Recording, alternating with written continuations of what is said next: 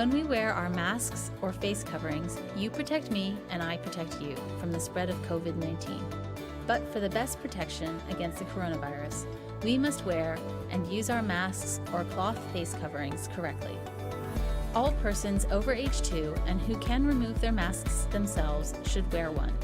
Before putting on your mask, clean your hands. Your nose and mouth should be covered with no gaps between the mask and your face. Do not touch the mask when wearing it. If you do, clean your hands immediately.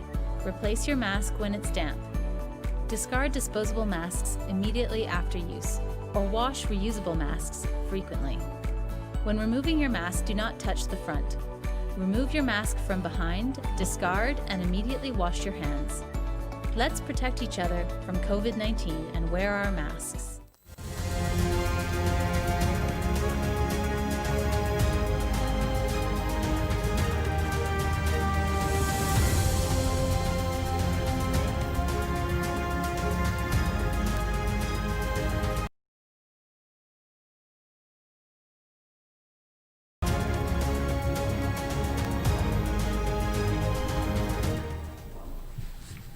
Good evening, Bermuda, and welcome to the members of the media who are with us today. I apologize for being a little bit late at our press conference today. However, I'm pleased to be joined by the Minister of Health, the Honorable Kim Wilson, who will be providing an update on the latest from her ministry. And following the Minister of Health, there will be the Minister of National Security, the Honorable Renee Ming, who will also give an update on matters under the Ministry of National Security.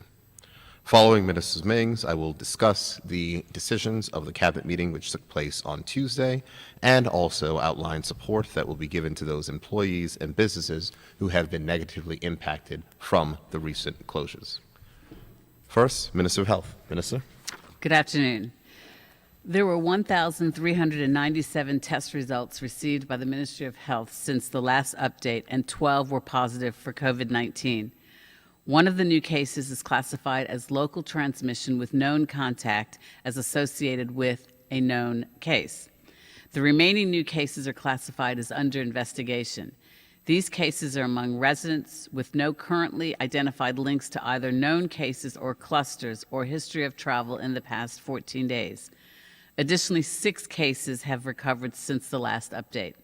Bermuda now has 497 total confirmed positive cases, and their status is as follows. There are 227 active cases, of which 224 are under public health monitoring, and 3 are hospitalized with none in critical care. A total of 261 have recovered, and the total deceased remains at 9. The mean age of all confirmed positive cases is 44 years, with the median 40 years, and the age range is less than 1 year to 101 years. The mean age of all currently active cases is 35, and the median age is 31, and the age range is less than 5 years to 80 years. To protect the privacy and confidentiality, the average age and age range of the hospitalized persons will not be provided. The average age of all deceased cases is 74 years, and the age range is 57 to 91 years. The source of all cases is as follows. 140 are imported, 269 are classified as local transmission, of which 248 are local transmission with a known contact or source, and 21 are local transmission with an unknown contact and source, and 88 are under investigation. As investigations proceed, transmission categories may change. Today's update has 1 case moving from under investigation to imported. This case is a resident who arrived on Air Canada's Flight 942 from Toronto on the 4th of May 2020 and tested positive on their Day 8 test. An additional case has moved from under investigation to local transmission with a known contact as associated with a known case. The 7-day average of our real-time reproduction number is greater than 1, namely 1.67, and Bermuda's current country status remains at cluster of cases. We have received many calls to our mental health hotline asking, what are the coronavirus? World Health Organization. It states that the most common symptoms for COVID-19 are fever, dry cough, and fatigue. Other symptoms that are less common and may affect some persons include loss of taste or smell, nasal congestion, conjunctivitis, which is also known as red eye, sore throats, headache, muscle or joint pain, different types of skin rash, nausea or vomiting, diarrhea, chills, or dizziness. Generally, anyone with 3 or more of these symptoms should please isolate and call their doctor, who can advise you regarding testing. Likewise, if your physician advises you that you are positive, isolate and prepare a list of your close contacts for epidemiology and surveillance unit. As mentioned in yesterday's release, since early on in this pandemic, our care homes have been working hard to keep our elders and vulnerable persons safe. Shielding requirements resulted in a restriction preventing staff from working at multiple homes. This vital intervention has remained in place. However, in part due to this, homes are struggling to find qualified staff. In particular, registered nursing associates and registered nurses are needed by many homes. We are trying to assist the homes in their ongoing search for staff, and for this purpose, if you are a registered nursing associate or registered nurse and have interest or experience in care home work, please email your resume to covid19resumes@gov.bm. Please note, anyone who sends a resume to this address starting tomorrow will have their resume shared with and forwarded to care homes as appropriate. If you do not want your resume forwarded to care homes, you must state this when you email it. Please note that covid19resumes@gov.bm remains the location to send your resume for the government's COVID-19 related staffing needs. At this time, we are also appealing to family and friends of care home residents to work with the homes to find creative ways to maintain connection with their loved ones whilst visiting restrictions are in place. Please remember that the scheduling, frequency, and types of visits possible are not only set by government guidance and restrictions, but also by the home's ability to accommodate such, which includes having sufficient staffing levels. Also, I would like to take this opportunity to repeat and further clarify the information that was released yesterday regarding employers asking employees for COVID-19 test results. The Ministry of Health has received a number of questions about when an employer can ask an employee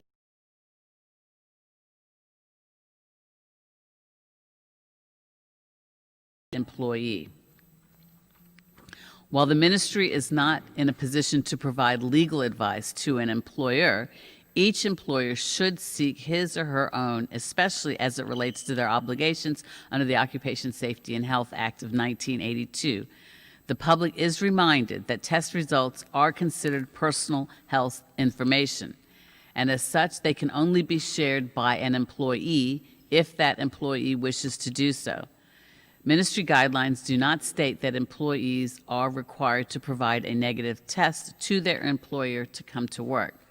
But with that said, the ministry can also confirm that a person who knows or has reasonable cause to believe that he or she has a communicable disease, such as COVID-19, and who exposes other persons to that disease commits an offense pursuant to the Public Health Act 1949. And it is also an offense to carry on working in such a circumstance. There is a balance to be struck, and the legal obligations are real. When a confirmed case is identified, the contact tracing team and environmental health will conduct a risk assessment on the place of employment. As part of the process, the Ministry of Health teams will be able to identify and isolate people in the organization who have had direct contact with the confirmed case. The Ministry of Health team will also advise an organization if they have to be closed for a period of time for deep cleaning, or if any adjustments to their workplace protocols are recommended.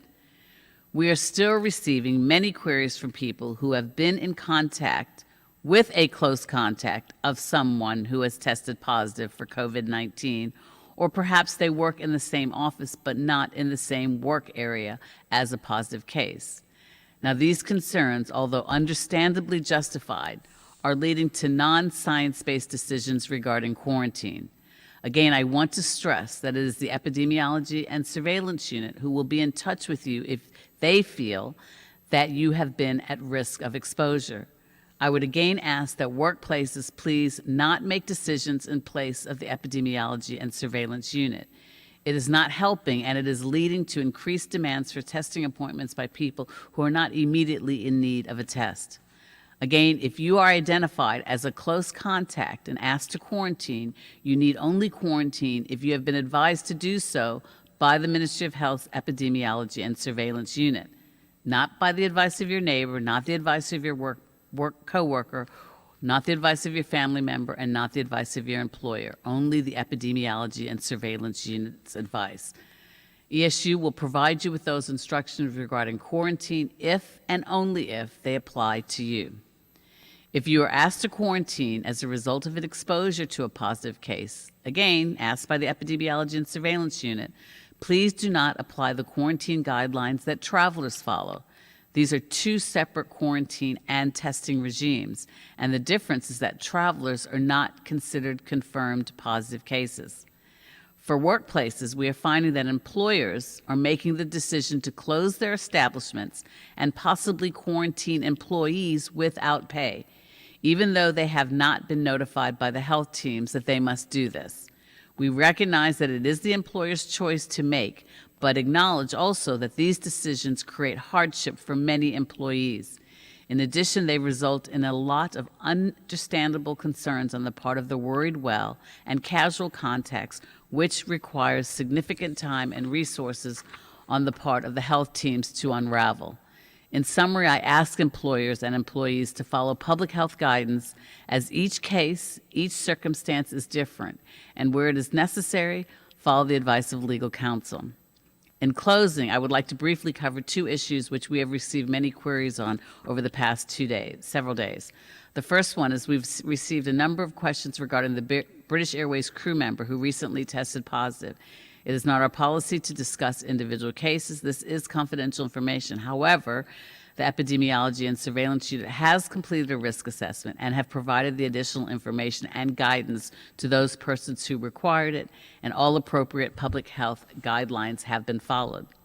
And I also want to remind the public that the Quarantine COVID-19 No. 3 Amendment No. 7 Order 2020 was gazetted today, and therefore, with effect from tomorrow, those arriving without a pre-arrival test will be subject to a $300 fee, and this fee will be assessed at the airport upon arrival. Thank you. Thank you, Minister of Health, and certainly thank you to your teams for all the work of which they've been doing over the last few weeks. Next, we'll hear from Minister Ming, who will be giving an update on matters surrounding the Ministry of National Security. Minister, the country awaits your update. Good evening, Bermuda. I wish to begin by speaking to matters to do with the Department of Corrections. This evening, the Ministry of National Security can advise that there are confirmed positive cases within the Department of Corrections. I can also confirm that all persons have been tested. The positive cases have been isolated, and I can assure the community that all the necessary health protocols and recommendations are being followed in accordance with with guidance from the Department of Health. I want to stress this evening that the health and safety of the officers, staff, and inmates at the Department of Corrections is our paramount concern. Development, I want to ensure the public that we are taking all of the necessary actions and precautions to ensure that those who work and reside at our correctional facilities are safeguarded and protected from the COVID-19 virus. As a note, the Department of Corrections has a specialized response team that is focused on dealing with the COVID-19 pandemic. The team is tasked with ensuring that any risks associated with COVID-19 are mitigated in accordance with the department's pandemic plan. I want to take this opportunity to commend our staff for working diligently under stressful conditions throughout this pandemic. We will continue to closely monitor the risk levels and put measures in place to ensure the well-being of all. Switching to public safety. Earlier this week, I addressed the recent crime-related incidents in the East End, which were cause for some of the concern of our entire community. I'm referring to the home invasion and the vehicle fires. As I said in my recent public comments, few acts of crime can be more frightening than to have the safety and peace of one's home violently disturbed by someone brandishing a gun. I can certainly empathize with the angst and anxiety that our community is currently feeling. After 10 months of dealing with the COVID-19 pandemic, which has brought its stresses that all of Bermuda is challenged with, the incidents of the past few days are quite disheartening. This evening, I can offer the following update as it relates to the investigation into these incidents. On Monday, December the 14th, I had the opportunity to discuss last weekend's home invasion and firearm incident with the Bermuda Police Service and the Gang Violence Coordinator. The BPS are treating the armed invasion as an attempted murder incident. As of today, I can report that the Serious Crime Unit is actively progressing investigations into recent events in St. George's, including the spate of car fires. The team is confident that a court appearance in the attempted murder incident is likely in the near future, and the BPS is working with the Director of Public Prosecutions in this regard. I wish to assure our community these lawless acts by a few are being dealt with by those who are working around the clock to keep our communities safe. In that regard, I wish to commend the Bermuda Police Service for working swiftly to arrest those responsible, as well as the Bermuda Fire and Rescue Service for their efforts in extinguishing the vehicle fires. As we turn our attention to ensuring the community's compliance of the updated COVID-19 regulations, I wish to advise that the Bermuda Police Service's COVID compliance team continue to be active in visiting various businesses, bars, and restaurants to ensure that patrons and establishments are engaging in the appropriate health and safety protocols. In addition to checking in on those licensed premises that remain open, the team is also making night visits to ensure that the businesses and patrons are complying with the current curfew regulations in place. Additionally, next week, the BPS will begin conducting their road sobriety checkpoints. These will take place over Christmas and the New Year periods. So, we are urging the public to be mindful and make sensible choices. In conjunction with the Bermuda Fire and Rescue Services remit, I would like to take this opportunity to remind everyone of some safety tips over the Christmas period. Test your smoke alarms. Water live trees on a regular basis. Place Christmas trees away from sources of heat. Keep lit candles away from decorations and other materials that can burn, and blow them out before leaving the room, home, or going to bed. Do not burn Christmas tree branches or wrapping paper in fireplaces. Do not overload electrical outlets. Utilize surge protectors. Lastly, as always, I wish to encourage our community to please exercise personal responsibility and common sense over this holiday period. While we understand that this is typically the time of the year for hosting seasonal gatherings and house hopping, we simply cannot engage in this type of behavior this year for obvious reasons. As the Premier and the Minister of Health have said repeatedly, please continue to keep your family and friend bubbles small. Please continue to follow the health guidelines to protect you and your families. And finally, if you are in attendance at any establishment or location around the island and see any breaches of the COVID-19 regulations by persons or businesses, please do not hesitate to call 211 to report the violations. Thank you. Thank you, Minister Ming. As we enter the season of celebration, one that normally involves dining out, socializing, and shopping, we are painfully aware that the protocols employed to counteract the virus have caused challenges in the economy. For retail businesses, a bumper Christmas shopping period can make up for weeks or even months of slower sales. For businesses like in-home bakeries, Christmas represents their busiest period of the year. Making puddings, mincemeat tarts, fruitcakes, farine pies, and many other delectable Bermudian treats generates much-needed income, especially for seniors who are the guardians of old, treasured, delicious Bermudian recipes. Spending our time with family and loved ones, sharing our time with neighbors and those in need, and giving our time to help churches, organizations, and people who Time is the one gift that we all can give, and at the end of an unprecedented and challenging year, we all need to know that someone is thinking of us and someone cares enough to spend some time on us. Since this recent surge began, our teams at the Ministry of Health have been working flat out and literally around the clock to control this current outbreak. They have gone above and beyond and certainly have given and sacrificed their time for the country. The scale of numbers over the past few weeks have been frightening, and it has required the coordinated efforts of many to control this outbreak. The steps of which we have taken thus far are working. We are testing more people than ever before.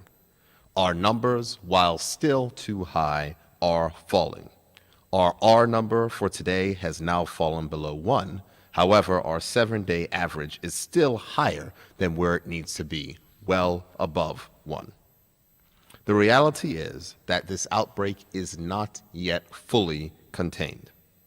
And the Cabinet, with that knowledge and following the advice of the Minister of Health, has agreed to extend the current restrictions in place for another 2 weeks from December 22nd through to January 4th. This is certainly not the news that anyone wanted to hear, and it is not the news that I wish to deliver. But it is vital that we get full control of this outbreak so that we can return to a place where our virus management was envied. There may be some minor changes which will be detailed at next week's press conference. However, in the main, the restrictions must stay in place for 2 more weeks. A hasty exit from the restrictions could lead to us having to reimpose restrictions at a later date, and that is not something that any members of the government wish to do. We are actively managing the coronavirus, but I cannot stress how vital it is that we each do our part. The measures that we deployed have been targeted, and they have been effective. However, we must continue to do the things that we've become used to: physical distance, wearing masks, sanitizing our hands, and downloading the We Health Bermuda app. If we do all of these things, we will get this outbreak under control. There is no reason why we cannot emerge from this period of restriction.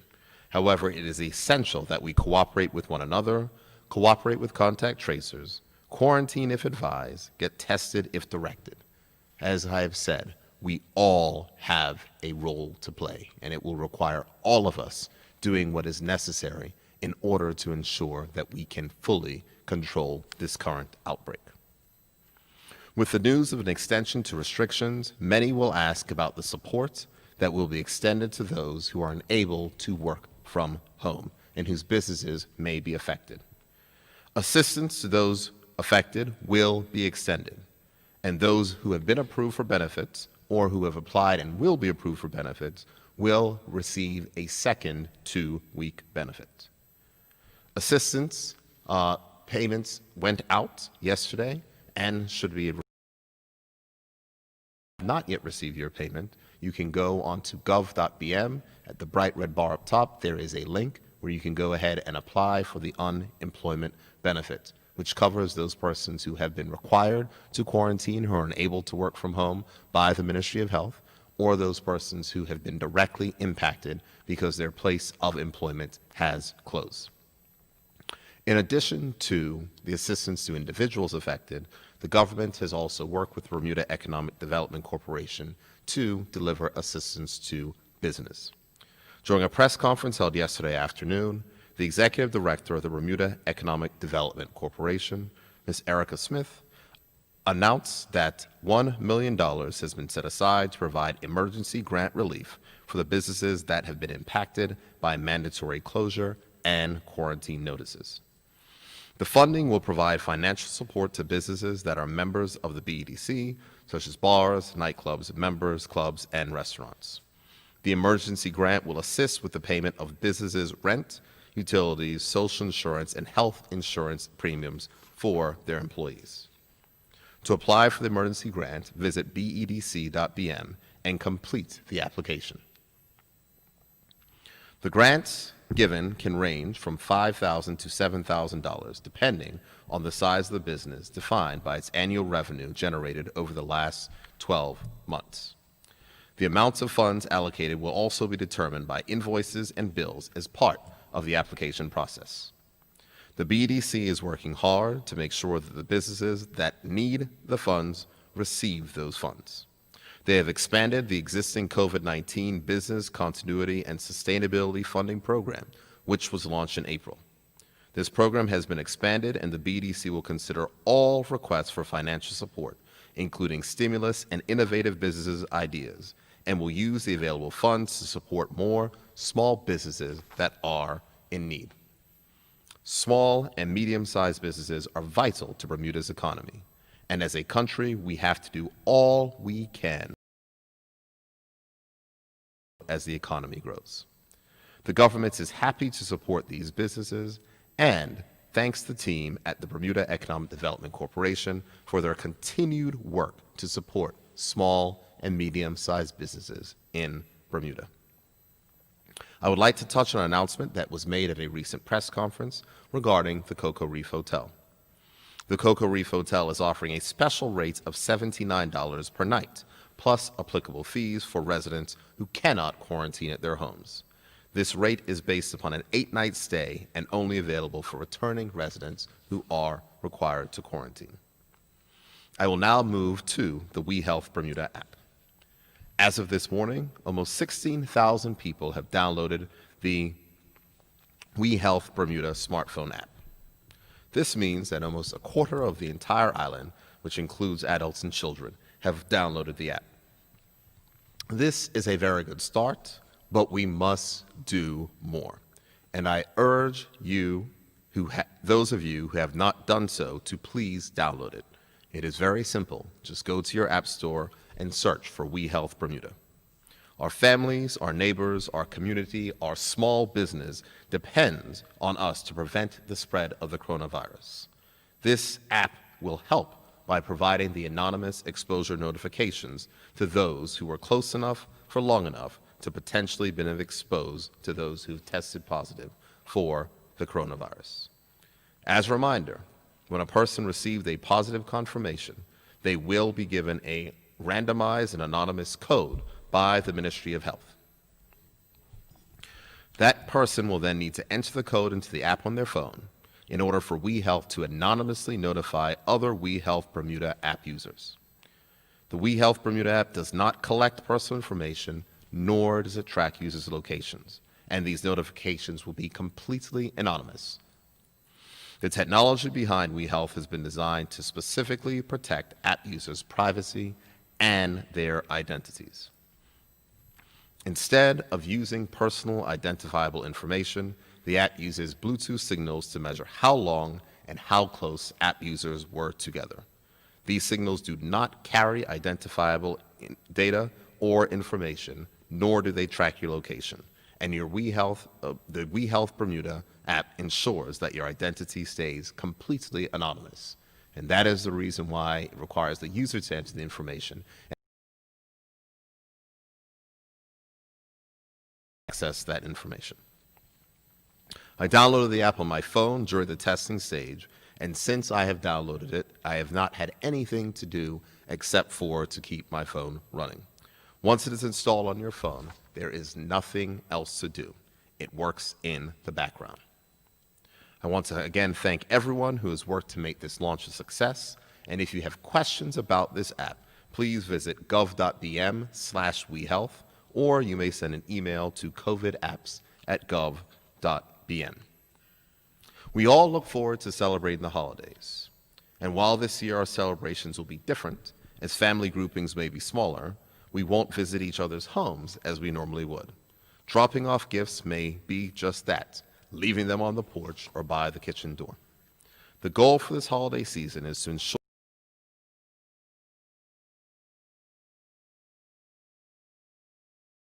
not to get together with their friends as they normally would at this time of year, especially those who have returned home already and those who are looking to return this weekend. The temptation is to go and hang out with those you haven't seen since the summer. Don't. The simple message is assume every person with whom you're interacting with could be a carrier of the coronavirus. Do not think only about yourself, as you may be fine, but consider the vulnerable. Consider your parents. Consider your grandparents, or consider your great-grandparents. The coronavirus spreads asymptomatically. People who are not sick, who feel absolutely nothing, can transmit this disease to those who can get very sick and require hospital care and may succumb to the symptoms of this virus. I urge everyone to please keep this in mind, that it is a critical time, and those of you who may be returning or those of you who may be tempted to hang out, please do not. And parents and grandparents and families, it's time for us to collectively make sure that we do not allow this behavior to happen, as it could put your families at risk. There are many in our community who are experiencing high levels of stress due to the impact of the pandemic. We are all facing high levels of stress, and if you need help and someone to talk with, help is available. Call the Emotional Wellbeing Hotline on 543-1111, and someone will be there to help you. The next COVID-19 press conference will take place next Tuesday, December 22nd at 5:45 p.m., where, as I indicated, full specifics will be provided on the extension to the current restrictions. Before I take questions from the media, I would just like to wish my beautiful daughter Nia a very happy 6th birthday and to let her know that Daddy will be home soon to celebrate. Thank you. With that, I will take questions from the media.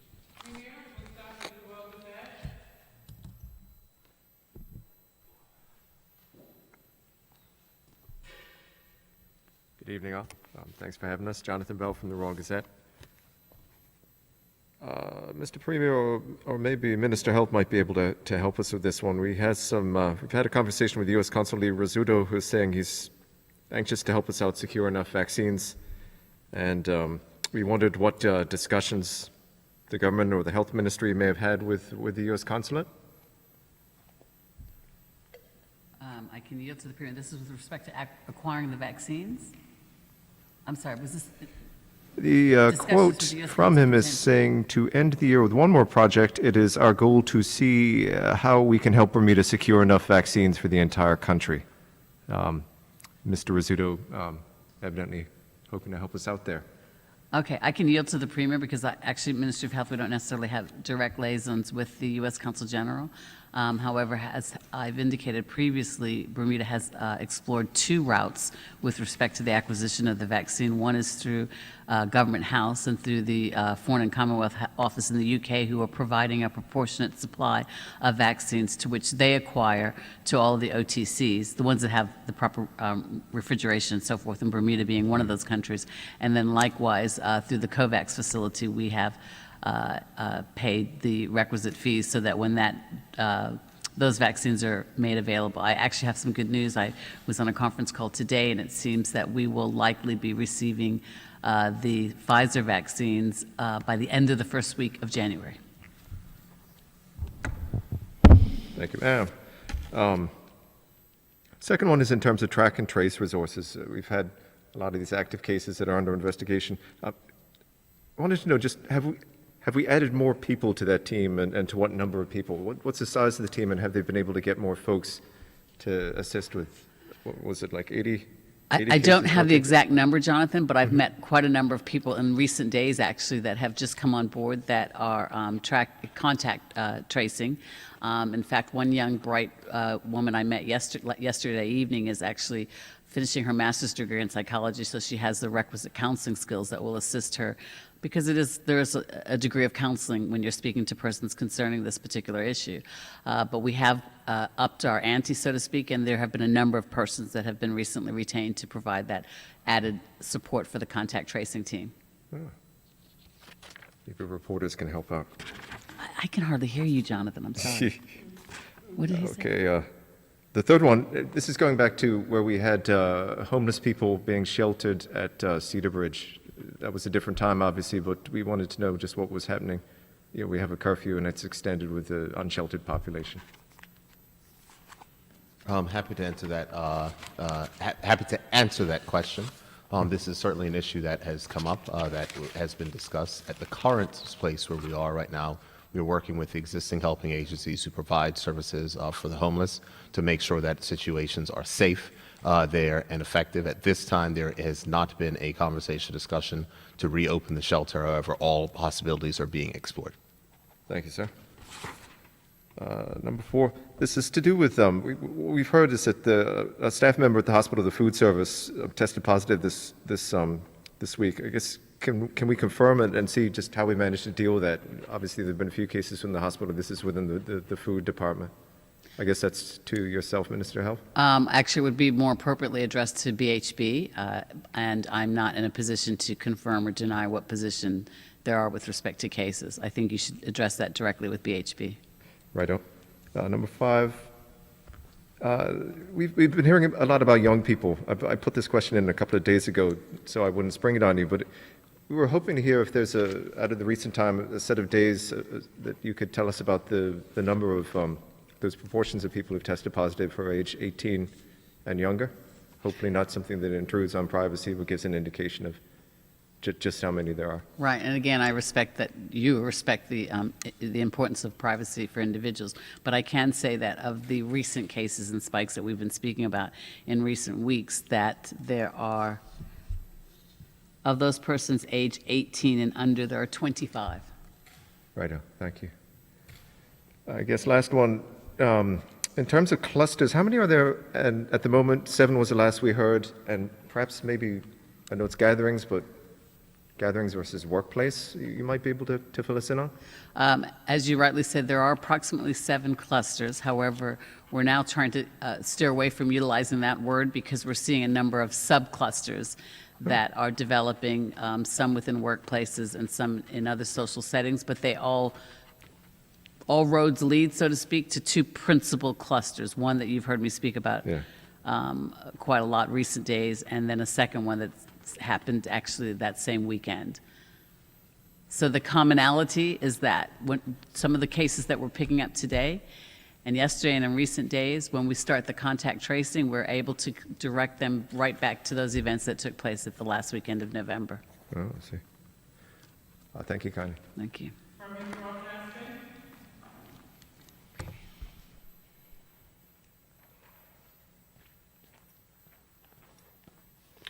Good evening, Don Burgess, Bermuda Broadcasting. We are witnessing vaccines being given to citizens in multiple countries such as the UK, USA, Canada, China, Russia, UAE, etc. Bermuda is going to be a month behind those other first world and even developing countries in getting the vaccine. Bermuda is an overseas territory and a first world country. Why didn't Bermuda get the vaccine at the same time as the rest of the UK? I think that's a question that you would rightly have to ask the UK. They did indicate that they would, and I'm not trying to be flippant, but they did indicate that they would provide the same proportion of vaccines that they acquire to the OTCs. So we have relied on that. But in the interim, notwithstanding that discussion was taking place, we also secured through the COVAX facility the ability to purchase vaccines when they become available. I think that we would like to have received the vaccines 2 weeks ago when the United Kingdom did. I think it still is a mammoth feat that we'll be able to have by the first week of January vaccines here in Bermuda and start the distribution of our vaccine rollout plan. Bermuda will have vaccines before most countries of the world, Dawn, and I think your question's a little bit unfair. I'm sorry, I missed the last part. Bermuda will have vaccines before most countries in the world, a significant majority of the countries, and I think that your question is unfair. Okay. 2, Health Minister, on Monday night, you said the International Air Transport Association would be requiring travelers to have a vaccine in order to travel, but on the IATA website, it states that it would be up to the individual countries. How do you reconcile that with what you said? I'm just going to go to what I said, which was, thank you, Don, that, and and I must repeat this because this is so important because people have been asking this question. This was in my ministerial statement that I gave to the House, which would be in the public domain on Friday, the 13th of December. And I'm quoting, if you don't mind. Mr. Speaker, COVID-19 vaccination will be voluntary, but it is already clear that the travel industry is likely to make evidence of immunity by vaccination as a requirement for crossing international borders. And then I proceed, indeed, IATA, or the International Air Transport Association, has already started to create a vaccine passport for pilots and crew of airlines and as part of their future plans. We can't speak for IATA, and if we already have known from public sources that there's one particular well-known airline that has already indicated that they will not allow persons to board in the absence of having a COVID vaccination. Maybe other airlines will follow. I can't speak to that, but what I can speak to, and I think it's incredibly important for members of the press and particularly members of this community to appreciate, we do not intend as the government to make COVID-19 vaccinations mandatory. Measles vaccinations are not mandatory. So we're certainly not making COVID-19 vaccinations mandatory. But what other airlines do, if other airlines choose to follow the example of Qantas, I'm not sure, perhaps the Minister of Tourism who sits to my left could perhaps elaborate on that more. I can't comment on that, but what I can comment is that we will not make COVID-19 vaccinations mandatory.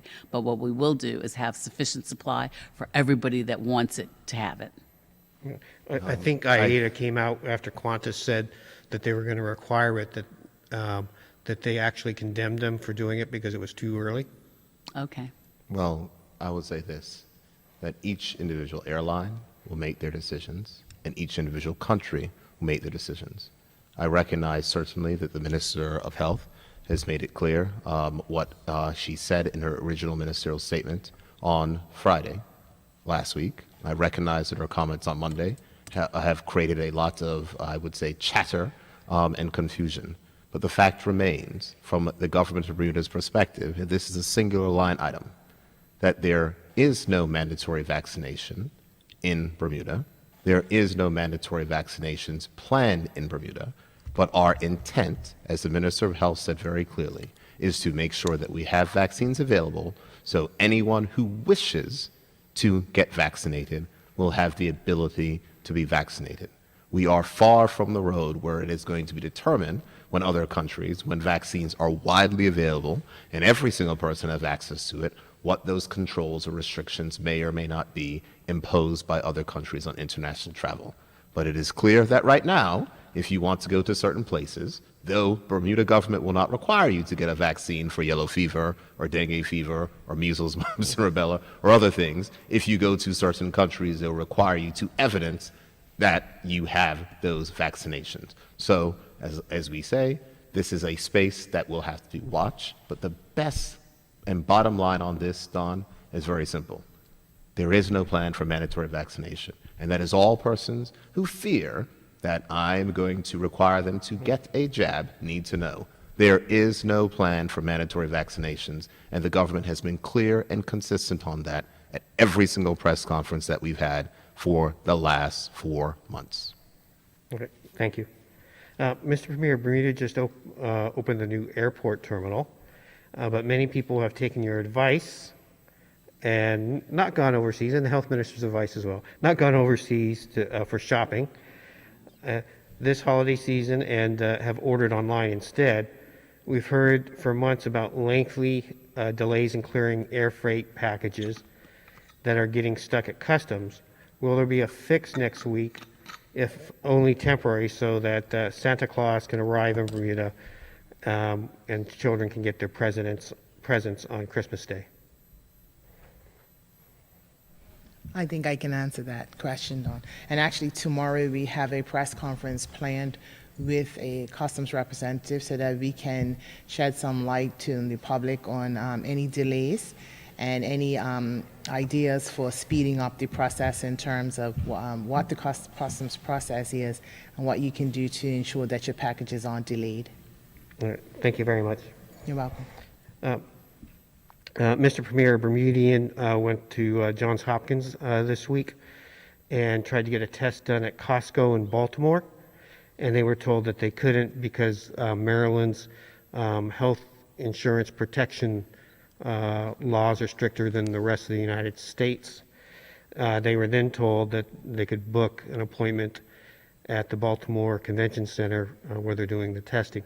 But the earliest testing was the 21st for them, which would be too late for them to get on a flight back to Bermuda.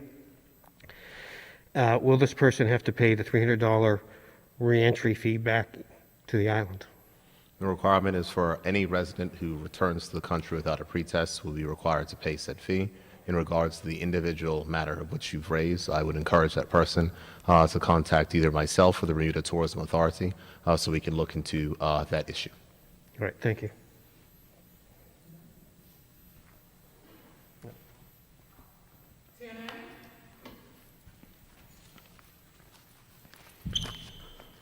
Good evening,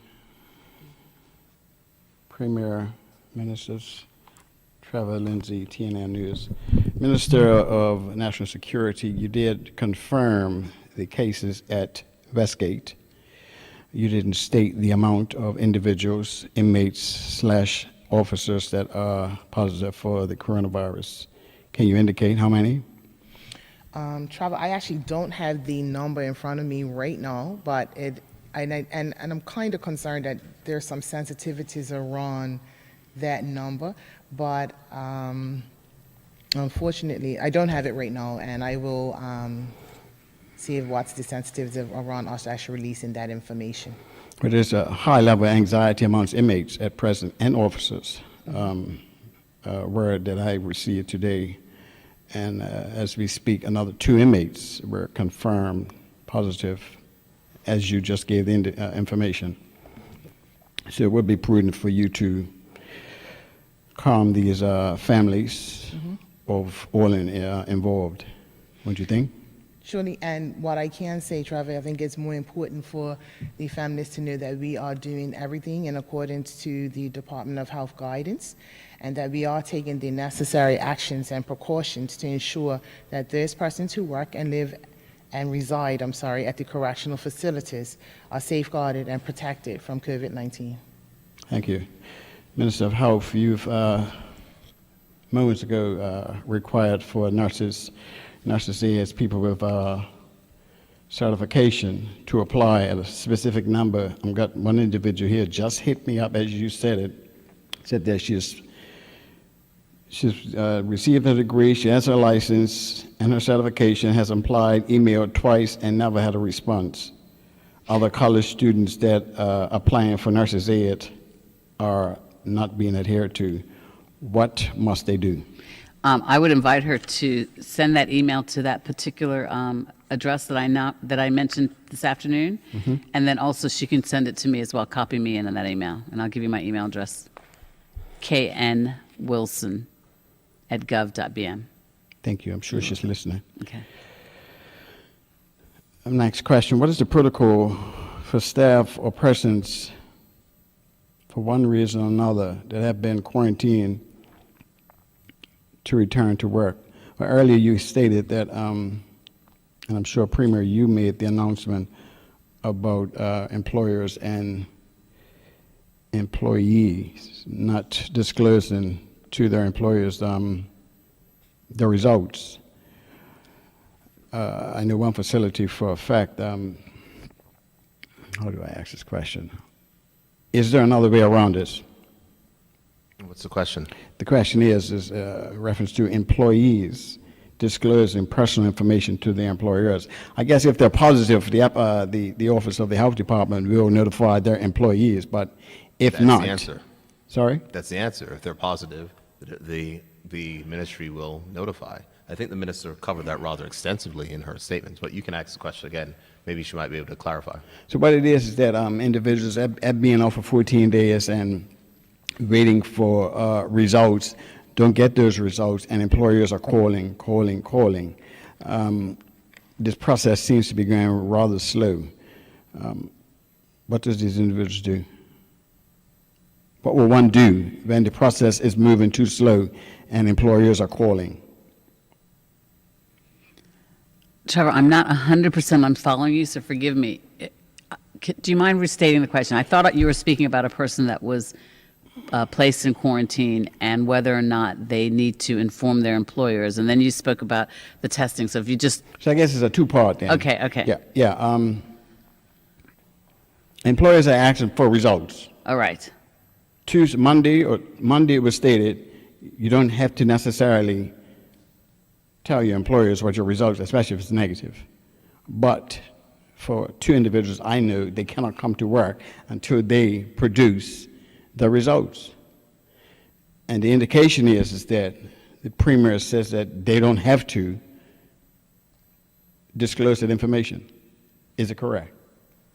Well, the employee, let's assume it's the employee Yeah. that is a positive case. They are not required to produce their result, as I indicated in my statement. However, again, there is the Occupation and Safety Act that also has to be put into consideration. So it's effectively a balancing act between the Occupational Safety Act as well as the employee's right to privacy, because that is their personal health information. And in the ordinary course of things, when a person tests positive and the contact tracing team starts the process, they will speak to the employee and they have to do a risk assessment, because there may be circumstances where it is necessary for the employer to know, because perhaps it's a mass outbreak and that they have to, but they always invite the employee first to explain to the employer their circumstance. We don't provide that information. We invite them to do so first, because it is private health information, which, as you can appreciate, why I'm always so guarded when questions are asked about individual cases, because it's their private health circumstances. And if anyone is experiencing a challenge with this, and an employer who is requesting things outside of the law, requesting private and personal information which they are not entitled to receive, they should contact the Department of Labor for action. Good stuff. My last question. We have at present some airlines that are being, it's snow on the East Coast.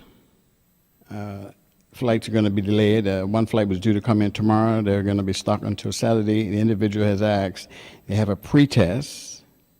They have already negative on the pretest, and they're not due to land until Saturday. Are they going to be still quarantined? What happens with their pretest stipulations? Does that cancel out what they've already done? Are they a resident, do you know, Trevor? A resident, yes. It's a resident, okay. Well, what I would suggest that they do is they could probably, through that same email, send me a note, because we can make circumstances, we can adjust the requirements based on circumstances of travel. And if they're able to confirm, which they no doubt will be able to, that their flight has been delayed, then we can make amendments to the TA so that they can land and utilize the test, because they're going to be tested upon arrival anyway. And those are rare circumstances, but we can make accommodations, so they can send me the email. So the $300 that is required is not going to have to be, and that's what they're asking. Do they still have to pay that $300 because they already got a pretest, which I guess would expire tomorrow because she was due to land tomorrow? Right, and you're saying her flight has been delayed? Yes, the flight has been due to snow on the East Coast. So they're not coming in tomorrow, they're coming in on Saturday. Okay, I would just invite that person to contact me. Thank you much. Okay. All right. Thank you, members of the media, for your questions. Thanks for the attendance to the Minister of Health and the Minister of National Security, and the continued work that all members of the government are continuing to do during this difficult time. We'll see you again next week, Tuesday, December 22nd, to provide further updates and to lay out specifics regarding the required extension to the current restrictions which are in place. Thank you very much for your attention. Thank you, Bermuda, and good evening.